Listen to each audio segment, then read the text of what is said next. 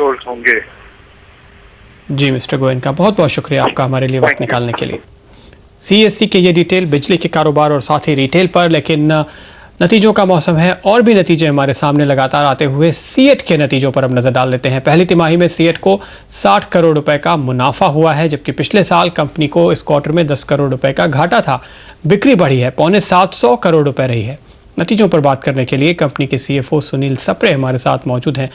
सप्रे, अगर हम देखें लॉस से प्रॉफिट में आते हुए नजर आई कंपनी, लेकिन सेल्स में कुछ खास बदलाव नहीं है, अगर आप इसको समझाएं।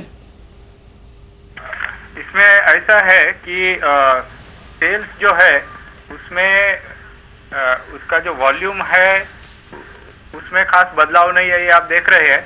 लेकिन उसकी जो क्वालिटी है सेल्स की, वो इस तिमाही में काफ़ी सुधरी हुई है, कि जिसमें ज़्यादा प्रॉफिट वाले, ज़्यादा कंट्रीब्यूशन वाले सेल ये इस क्वार्टर में हुए हैं। तो हम भी और दूसरी ओर से रॉ मटेरियल प्राइसेस कम हुई, उसका भी कुछ ये है। तो ये दोनों कारणों से अच्छा प्रॉफिट हुआ है।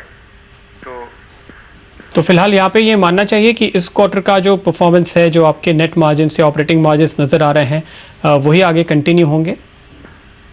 वही आगे कंटिन्यू होंगे ऐसा नहीं कह सकते, क्योंकि हर सिचुएशन, मैक्रो इकोनॉमिक सिचुएशन तो बदलती रहती है।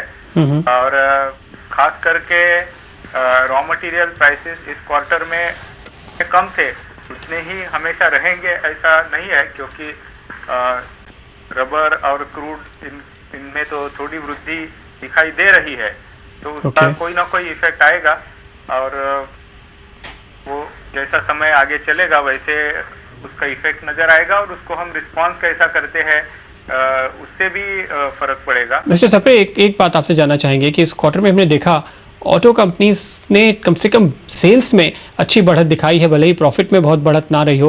हाँ। आपके ऊपर वो रिफ्लेक्ट होना चाहिए था शायद और बेहतर तरीके से। क्या आपको लगता है अगले क्वार्टर्स में होगा? ऑर्डर्स पेंडिंग है?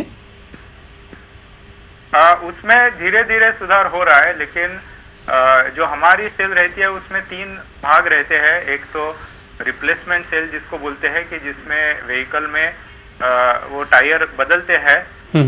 दूसरा है ओरिजिनल इक्विपमेंट मैन्युफैक्चरर, कि जिनको हम बेचते हैं और नए व्हीकल में वो फिट होकर आते हैं। और तीसरा है एक्सपोर्ट। तो इसमें रिप्लेसमेंट और एक्सपोर्ट ये तुलना में बहुत ज़्यादा रहता है। वही ये ओवरऑल इसमें 20% हुआ करता था, अभी एक 10% हुआ करता है। तो उसका इतना इम्पैक्ट नज़र में नहीं आता, क्योंकि रिप्लेसमेंट और एक्सपोर्ट यही सेल में बहुत ज़्यादा प्रमाण में रहते हैं। ओके जी मिस्टर सप्रे, बहुत बहुत शुक्रिया आपका ये सारे डिटेल्स देने के लिए। सीएट के नतीजे यहाँ पर साफ करते हुए मैनेजमेंट और घाटे से मुनाफे में अच्छा मुनाफा आता हुआ दिखाई दिया है। हालांकि गाइडेंस देने से मैनेजमेंट का इनकार है, देखना पड़ेगा आगे कैसे मार्जिन आते हैं।